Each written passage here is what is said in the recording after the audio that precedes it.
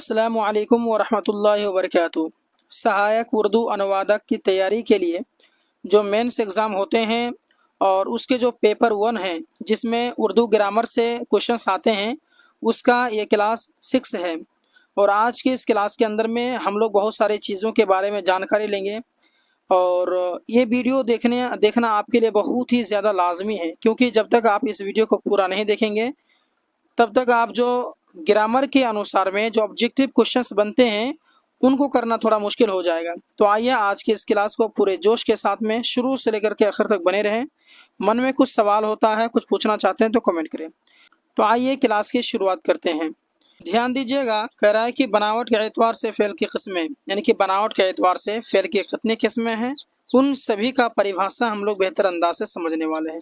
Fail मारूफ जिसे कहते हैं एक्टिव, ठीक है, वह फ़ेल है जिसका फ़ाइल यानी काम करने वाला मालूम हो या जुमले में काम करने वाला मौजूद हो। जैसे सुहेल आया, निकहत ने किताब पढ़ी, आज वह स्कूल जाएगा वगैरह। इसमें जो है सुहेल, निकहत और वह क्या है, फ़ाइल है। क्या है, फ़ाइल है। ध्यान दीजिएगा, फिर भी इसका परिभाषा कि फ़ेल मारूफ वह फ़ेल है जिसका फ़ाइल यानी काम करने वाला मालूम हो, यानी काम करने वाला कौन है उसका पता होना चाहिए, तभी वो हो जाएगा फ़ेल मारूफ। ठीक है, यानी कि जैसे अगर मैं यहाँ पर कहूँ कि निकहत ने किताब पढ़ी, तो पढ़ने वाला कौन है, निकहत है। तो ये हो गया आपका निकहत, ये इसको हम लोग कहते हैं फ़ेल मारूफ। ठीक है। अच्छा, वह स्कूल जाएगा, तो जाने वाला कौन है, वह है। तो वह क्या हो गया, आपका फ़ाइल हो गया। तो इनके काम करने वाला पता हो रहा है, मालूम है, फ़ाइल पता है, तो फ़ेल मारूफ हुआ। मजहूल जस इसका ऑपोजिट होता है, उल्टा होता है कि उस फ़ेल को कहते हैं जिसका फ़ाइल मालूम ना हो, यानी जुमले में फ़ाइल मौजूद ना हो। जैसे कि कपड़े धुल गए, अब मैं यहाँ पर कहा कपड़े धुल गए, तो ये तो एक सेंटेंस है, लेकिन इसमें कपड़े धुल गए किसके द्वारा धुले, धोने वाला कौन है, फ़ाइल का पता है क्या, नहीं है पता। तो यहाँ पर हम इसको फ़ेल मारूफ नहीं कहेंगे, क्योंकि इसमें फ़ाइल नहीं है, तो फ़ेल मजहूल हो गया। कपड़े धुल गए, ये आपके फ़ेल मजहूल में कैटेगरी में आएंगे। बात समझ में आया। उसी तरह से आपके सामने बहुत सारे उदाहरण हैं। दरवाज़ा खुल गया, मकान बन गया। ठीक है, तो धोने वाला कौन है, दरवाज़ा खोलने वाला कौन है, मकान बन गया तो किसके द्वारा बना, तो फ़ाइल का अता पता कुछ नहीं है, तो फ़ेल मजहूल की कैटेगरी में आया। फ़ेल लाज़िम के परिभाषा देखिए, जिसे कहते हैं इंट्रांजिटिव वर्ब्स। वह फ़ेल है जिसका असर सिर्फ फ़ाइल तक महदूद है, यानी वह सिर्फ अपने फ़ाइल से मिलकर पूरा हो जाए, यानी कि जैसे हामिद आया। फ़ेल लाज़िम हम उसको कहेंगे यानी कि जिसका असर फ़ाइल तक महदूद होती है, यानी कि फ़ाइल तक ही, यानी कि फ़ेल और फ़ाइल के साथ में वो अपना माना को मतलब कि पूरा कर देगा, है ना। आपको पूरी तरह बात समझ में आ जाएगा। जैसे हामिद आया, बात समझ में आ गया, आने वाला कौन है, हामिद है, यानी कि फ़ेल और फ़ाइल मिलके बाद पूरा हो गया। बच्चा रोता है, तो आपको समझ में आ गया कि रोने में मतलब बच्चा क्या कर रहा है, रोता है। इसमें आपको फ़ेल लाज़िम यानी कि इसमें मफ़ऊल की कोई ज़रूरत नहीं है। ठीक है, फ़ाइल तक सीमित है। फ़ाइल काम करने वाले जो होते हैं उस तक उसको लेकर के अपना माना पूरा कर देगा। इसमें मफ़ऊल यानी कि अदर्स चीज़ों की ज़रूरत उसको नहीं पड़ेगी। मुतअद्दी क्या होता है कि वह फ़ेल है जिसे कहते हैं ट्रांज़िटिव वर्ब। वह फ़ेल है जिसका असर फ़ाइल के अलावा किसी शख्स या मफ़ऊल पर पड़े, ये सिर्फ फ़ाइल से पूरा नहीं होता है। यानी कि फ़ेल लाज़िम का जस्ट उल्टा है। फ़ेल लाज़िम में क्या हो रहा था ना कि इसमें एक फ़ाइल के साथ में जो है अपना माना को क्या कर रहा था, पूरा कर रहा था। फ़ेल मुतअद्दी में ऐसी बात नहीं है, इसमें फ़ाइल के साथ साथ में इसमें मफ़ऊल की ज़रूरत पड़ती है। एग्ज़ाम्पल ले लीजिए, राशिद किताब पढ़ता है। अब देखिए, राशिद पढ़ता है, अगर मैंने कहा कि राशिद पढ़ता है, तो क्या फ़ेल लाज़िम होगा, नहीं होगा सर। क्यों, क्योंकि राशिद पढ़ता है, पूरी मुकम्मल बात नहीं हुई। राशिद पढ़ता है, क्या पढ़ता है, कुछ समझ में आया क्या, नहीं आया। तो राशिद पढ़ता है ये आपकी क्या है, फ़ेल मुतअद्दी नहीं है, बल्कि इसके साथ साथ में किताब की भी एक ज़रूरत पड़ेगी, जो कि आपको मफ़ऊल कहते हैं। तो राशिद किताब पढ़ता है, तो ये मफ़ऊल के साथ में एक और यानी कि फ़ाइल के साथ साथ में एक और लफ्ज़ की ज़रूरत पड़ रही है, तो ये हमारा हो गया फ़ेल मुतअद्दी, यानी कि किताब हो गया मफ़ऊल, राशिद फ़ाइल, पढ़ना हो गया फ़ेल। बात क्लियर है सर, ठीक है सर जी, आगे समझ में आगे। देखिए, फ़ेल नाक़िस किसे कहते हैं, नाक़िस मतलब समझते ना, आधा अधूरा। वह फ़ेल है जिसमें किसी काम का करना नहीं पाया जाता है बल्कि होना पाया जाता है। कैसे, समझिए। देखिए, इसलिए से कोई फ़ाइल नहीं होता है इसमें, जो फ़ेल नाक़िस में जो है ना, इसमें फ़ाइल नहीं होता है, बल्कि इसमें जो इसम होता है वह बजाय फ़ाइल के मुब्तदा कहलाता है ना। ठीक है, जैसे जुमले का बाकी जुज़ वह किसी तरह को खबर देता है या हालात बताता है, वह खबर कहलाता है, नहीं मुब्तदा खबर एक तरह से कह सकते हैं। राम चोर है, अकबर ज़हीन है, इसमें मानिए कि कोई फ़ेल है क्या?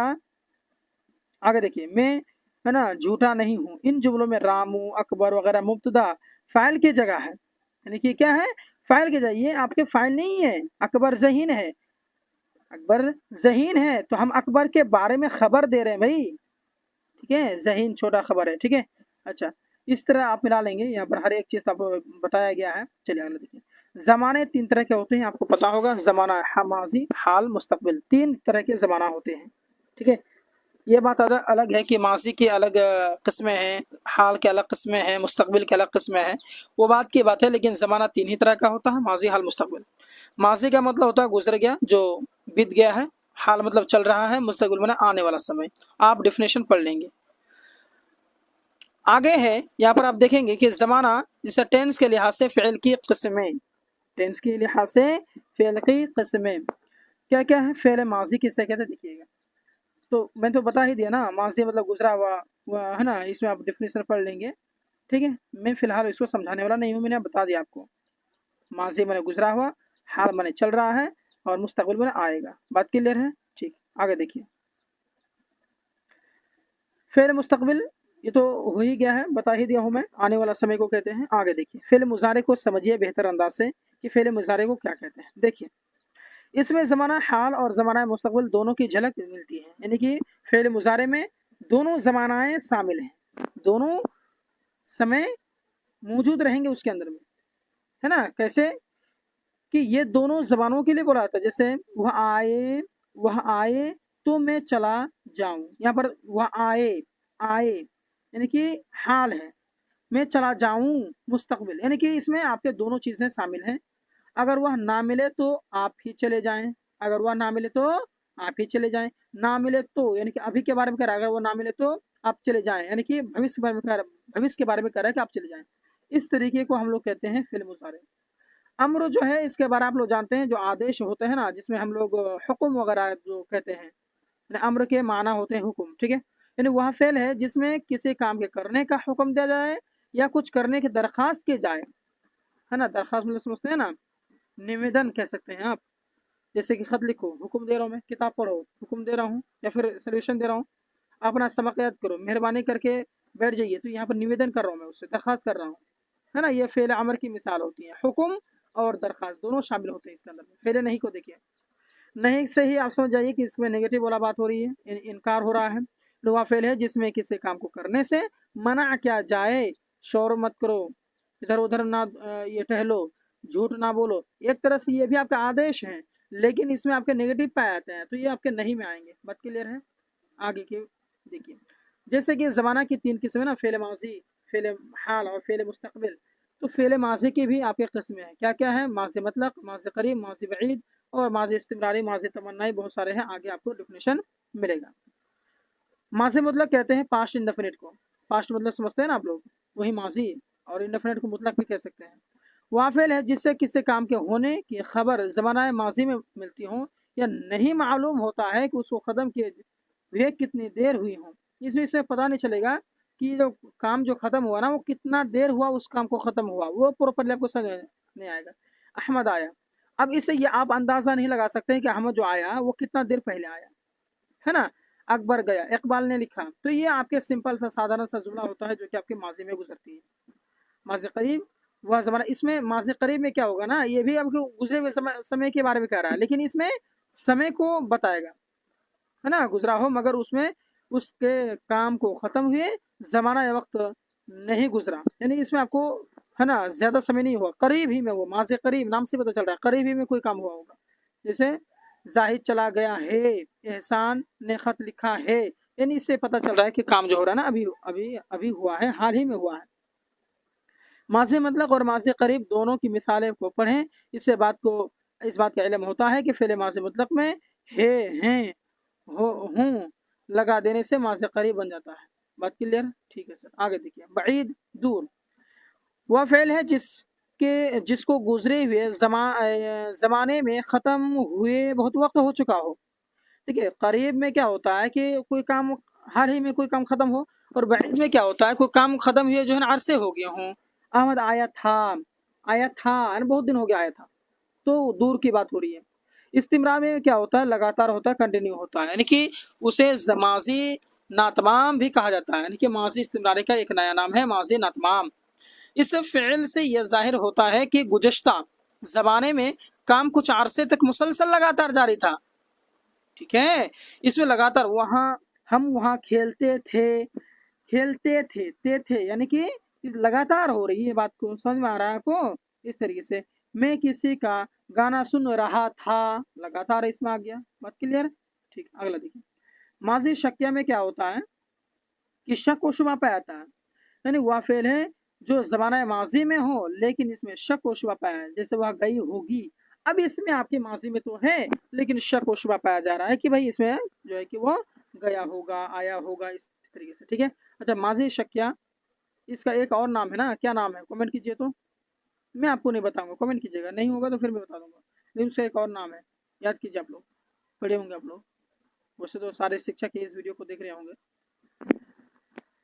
यहाँ पर थोड़ा नोट है, आप पढ़ लेंगे। हाँ, यहाँ पर देखिए ना, यहाँ पर जो है ना पढ़ लेंगे इसको। ठीक है, अच्छा माजी शक्या बन जाता है, उसे माजी वाला भी कहा जाता है, यहाँ पर लिखा हुआ है, ये हर एक चीज़ आप देख लेंगे। माजी तमन्ना या शर्तिया, ठीक है, माजी तमन्ना मतलब समझते हैं ना, इच्छा आरजू, वह फेल है जिसमें कोई तमन्ना या शर्त पाया जाता है, तमन्ना या शर्त पाया जाता है। ठीक है, शर्त इसमें होगा या फिर तमन्ना आरजू होगा।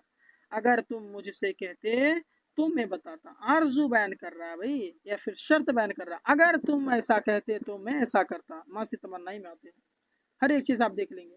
मैं ये सब क्यों पढ़ा रहा हूँ, आप सोच रहे होंगे कि भाई सहायक उर्दू अनुवादक की क्लासेस चल रही हैं और हमें पता नहीं क्या क्या बच्चों वाली चीज़ पढ़ाई जाती है। ज़रूरी है, बहुत ज़रूरी। क्यों ज़रूरी है? क्योंकि जब तक आप इसको नहीं पढ़ेंगे तो ग्रामर के जो क्वेश्चंस आते हैं पेपर 1 में उन्हें आप हल नहीं कर सकते हैं भैया, इसलिए ज़रूरी है। आइए अब ज़मीर के बारे में हम लोग पढ़ते हैं। ज़मीर वह लफ्ज़ है जो इसम के बदले में बोला जाए या लिखा जाए, ज़मीर या इसम ज़मीर कहलाता है ना। वह लफ्ज़ है जो इसम के बदले बोला जाए या लिखा जाए, ज़मीर या इसम ज़मीर कहलाता है। जैसे कि जाहिद स्कूल गया, वह बड़ा होनहार तालिब इल्म है ना। इसमें तो यहाँ पर आप देख सकते हैं कि वह उसका है ना, ये आपके क्या है ज़मीर कहलाएंगे, यानी कि जो इसम के बदले में आए, प्रोनाउन समझते हैं ना, इंग्लिश ग्रामर आप रहे होंगे। ज़मीर बहुत तरह का होता है, क्या क्या होता है देखिए। ज़मीर मैं, हम, तुम, तो, आप, तेरा, तुम्हारा, तुमको, मेरा, हमारा, उसका, उनका, हमें, इन्हें वगैरह जो है आपके ज़मीर कहलाते हैं। बात क्लियर। ज़मीर के किस्मों के बारे में ये समझते हैं। ज़मीर शख्सी क्या होता है? वह ज़मीर है जो ख़ास के लिए इस्तेमाल किए जाएँ, जैसे मैं, तुम। वह ज़मीर शख्सी के इस्तेमाल की 3 सूरतें हैं, मुतकल्लिम, हाज़िर और गायब।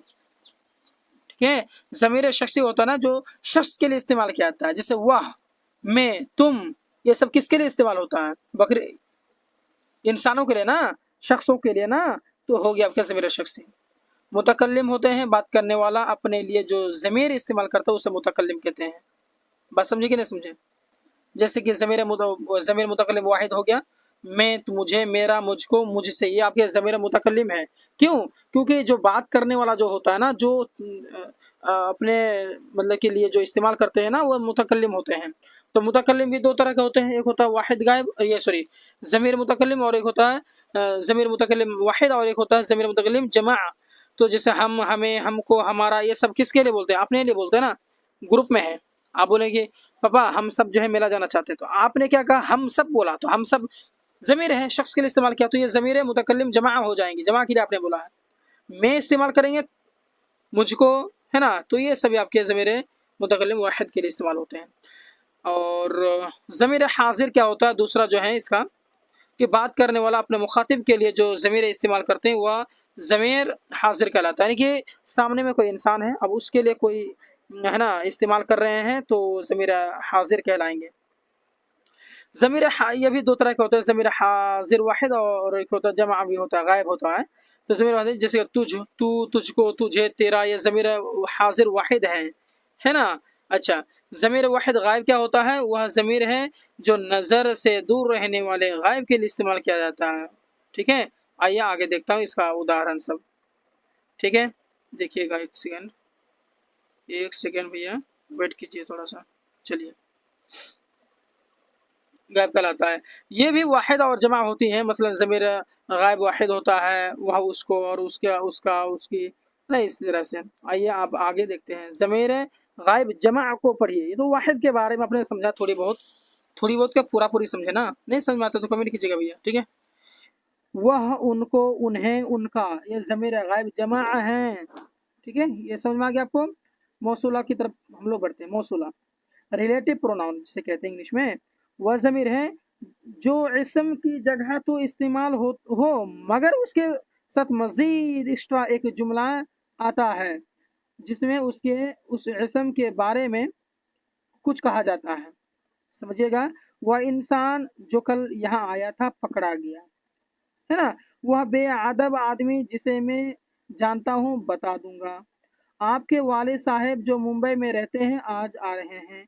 जो तालिब इल्म फेल हो गया वह मेरा भाई है। इन जुमलों में जो जिसे ज़मीर मौसूला है, यानी कि क्या होता है ना, वह ज़मीर है जो इस्म की जगह इस्तेमाल होते हैं मगर उसके साथ मजीद एक्स्ट्रा एक जुमला लगा रहता है जो इस्म के बारे में बताता है। जैसे कि वह इंसान जो कल आया था, तो जो है ना, ये आपके ज़मीर मौसूला हो जाएंगे। क्यों? क्योंकि इसके साथ में एक और लफ्ज़ जुड़े हुए हैं, है ना, और वो उस इंसान के बारे में बताता है इस तरीके से। ठीक है, ज़मीर इस्तिफ़हाम किसे कहते हैं समझिए।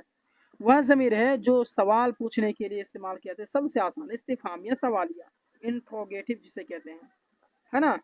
आया, कौन आया, किसने कहा, क्या बात है, कैसे तबीयत है, इस तरीके से जो सवाल पूछते हैं ज़मीर इस्तेमाल होते हैं। अच्छा, आप सुनिए, किसने कहा, या फिर यहाँ पर कौन आया, तो इसमें ज़मीर इस्तिफ़हाम में कौन है बताइए तो, कौन। ठीक है, कौन, ये आपके ज़मीर इस्तिफ़हामिया में होंगे। ज़मीर तनकीरी नकारा यानी कि इनकार करना, एक तरह से समझिए। आइए पढ़ते हैं, अच्छा लगेगा। वह ज़मीर जो किसी गैर मुअय्यन यकीनी शख्स या चीज़ के लिए आती है, वह दो है, यानी कि कोई और कुछ, ये ज़मीर तनकीरी है ना। यानी कि इसमें मुअय्यन नहीं है, यानी कि इसमें जो है ना एग्जैक्ट पता नहीं है। जैसे कि यहाँ कौन आया, यहाँ कौन आया, तो यहाँ तनकीरी है ना। तो आप जवाब मतलब कि जैसे अगर मान लो कि यहाँ कौन आया, अगर जवाब दे दिया कि कोई नहीं, आप क्या खाएंगे, तो जवाब आता है कि कुछ भी खा लेंगे, तो ये तनकीरी एक तरह से आप कह सकते हैं। ठीक है, कुछ भी चलेगा। चलिए अगला देखिए। हालांकि ज़मीर इशारा क्या होता है, वह ज़मीर है जो किसी शख्स या चीज़ की तरफ इशारा करने वाले इस्तेमाल होते हैं। जैसे इशारा, जो भी चीज़ आप इशारा करें, जैसे कि यह, वह, है ना, यह खिलौना, वह लड़का, इस तरह जो आप इशारा करने के लिए जो चीज़ का इस्तेमाल करते हैं वो ज़मीर इशारा कहलाता है। बात क्लियर है। अब आइए हम लोग जो है सिफत के बारे में जानकारी हासिल करते हैं। सिफत क्या होता है भैया, इसके बारे में बेहतर अंदाज से समझें। सिफत जिसे हम लोग कहते हैं एडजेक्टिव, इंग्लिश हिंदी में कह रहे तो विशेषण जिसे कहते हैं, है ना। तो सिफत वह कलमा है जिससे किसी इसम की अच्छाई या बुराई या कोई हालत व कैफियत जाहिर हो। इसमें कोई भी इसम है, उसकी अच्छाई हो, बुराई हो, उसकी हालत हो, उसकी कैफियत हो, अगर वो समझ में आता है, जाहिर है, तो हम लोग उसको सिफत कहेंगे। क्या है, आप यहाँ पर एग्जाम्पल के माध्यम से कह लेंगे। अच्छा, यहाँ पर एक चीज़ और मैं समझाता हूँ। एक होता है सिफत और एक होता है मौसूफ। तो सिफत का मतलब होता है क्वालिटी, गुण, काला, गोरा, का नंगड़ा, अंधा, है ना, बहरा, ये सभी आपके सिफत है। लेकिन जिस शख्स की हम सिफत को बयान करेंगे वो हो जाएगा मौसूफ। जिसकी क्वालिटी बताया जाए, जिसकी गुण बताया जाता है, वो हो गया आपका मौसूफ। सिफत की किस्मों के बारे में आइए पढ़ते हैं। सिफत ज़ाती, सिफत निस्बती, और भी बहुत सारे हैं, आइए पढ़ेंगे। सिफत ज़ाती क्या होता है, वह सिफत है जो अपने मौसूफ में हमेशा शामिल होती है, यानी वह सिफत है जो अपने मौसूफ में हमेशा शामिल रहती है। यह वस्फ उस शख्स या चीज़ के अंदरूनी हालत और कैफियत को भी जाहिर करता है। मसलन हरा, पीला, लाल, काला, भूरा, है ना, ये सभी चीज़ें सिफत ज़ाती में आ गया। निस्बती में क्या होता है, वह सिफत है जो किसी शख्स या चीज़ का लगाव निस्बत किसी दूसरे शख्स या चीज़ के या जगह से जाहिर करे, निस्बत उसमें रहेगा। एग्जाम्पल आइए पढ़ते हैं, है ना। लास्ट है, ये लास्ट हमारे क्लास, ये पेजेस हैं, इनको पढ़ करके बंद करेंगे। आप लोग थक गए होंगे शायद, ठीक है, बोर हो रहे होंगे, ज़्यादा नहीं आपको क्लास करवाएंगे आज, ठीक है। कश्मीरी शॉल, बंगाली रसगुल्ले, तो इसे निस्बत है कि कहाँ का भैया, कश्मीर का शॉल है, कहाँ का भैया, तो ये रसगुल्ला जो है ना बंगाल का है। पाकिस्तानी टीम यानी पाकिस्तान का टीम है। तो ये निस्बत है भैया, तो सिफत निस्बती होंगे।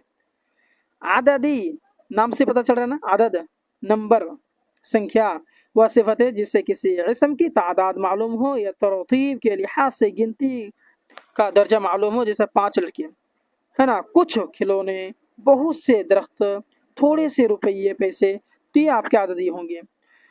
अच्छा सब जो है ना सिफत आददी और मिकदारी में कंफ्यूज होते हैं भैया, कंफ्यूज नहीं होना है इसमें, सिर्फ आपके नंबर को इजहार करेंगे और इसमें क्वांटिटी को करेंगे। यानी कि वह सिफत है जिससे किसी, हाँ किसी किसी चीज़ की मिकदार मालूम हो। जैसे ये सिफत है सिर्फ उन चीज़ों के लिए आते हैं जिनका शुमार ना किया जाता है ना, बल्कि वज़न नाप या मिकदार के लिए होता है। नापने तोलने का जो चीज़ होते हैं ना, है ना, एक तरह से आप मानिए कि पहले कह लें जैसे दरू वाली चीज़ें हैं जो पिघली हुई अवस्था में रहते हैं, वो ज़्यादातर मिकदार ही होते हैं, जैसे दूध तेल है ना, ये सभी चीज़ें।